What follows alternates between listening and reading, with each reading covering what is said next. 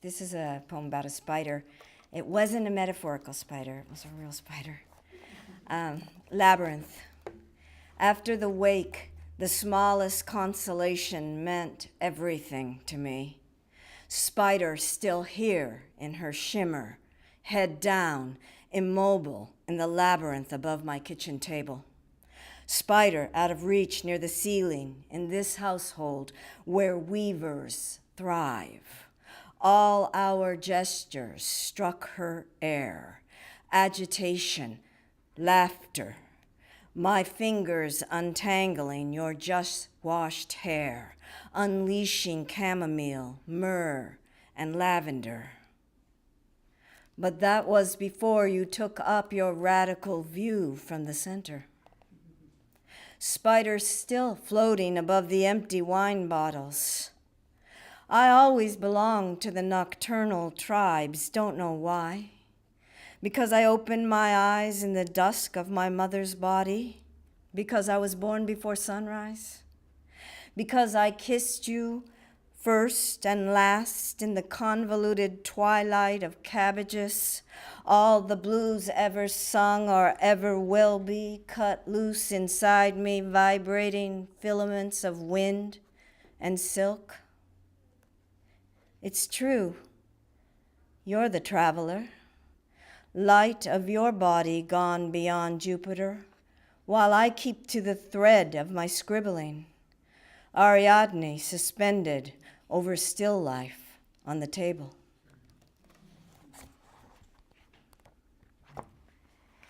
And then this next poem is actually a request from Maia that I read it. It's called Saawan, which refers to the Celtic New Year that is happens on October 31st.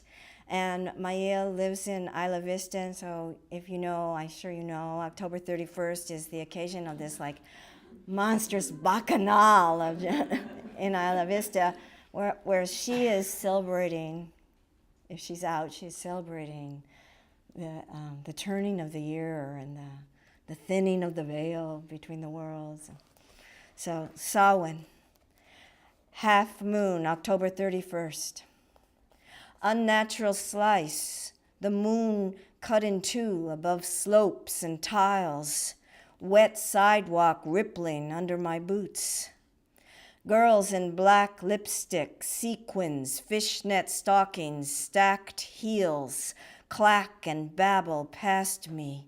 Ghost in your hooded raincoat, too big for me. I'm swimming in the last of your fragrance, as all the young ladies weave drunkenly upstream over this just washed by rainstorm concrete to their Halloween keggers, their handsome barbarians, away from the trees where I'm bound. Tonight, the blades yearning to round, ronda, girl child in her belly, llena de la luna, mother of tears, high above the music and murder of earth, I take refuge. In flooding fields, rain falling again, stars spilling, water bearer, fishes, my hair gone witchy. Ahead of me, the salty, incessant, roaring Pacific. Behind, it's all shattered symmetry up and down Beach Street, dark, torn from bright, life wounding life. And the next poem is called Calligrapher's Wrist. Charlie was a wonderful calligrapher, and they also had the beautiful habit of reading aloud to one another. Calligrapher's Wrist. Some nights torment, the weight of your worrying head, the bend of your calligrapher's wrist over the bare expanse of white sheets, caressing the neck of my cat, or the spine of a book you've been reading aloud, drinking dry clouds, blue highways. Did I ever tell you it was the right hand I fell for first? Grasping the pen, trembling to begin the stroke? I never told you. Every morning, the nib floods ink. A permanent darkness bites into the page.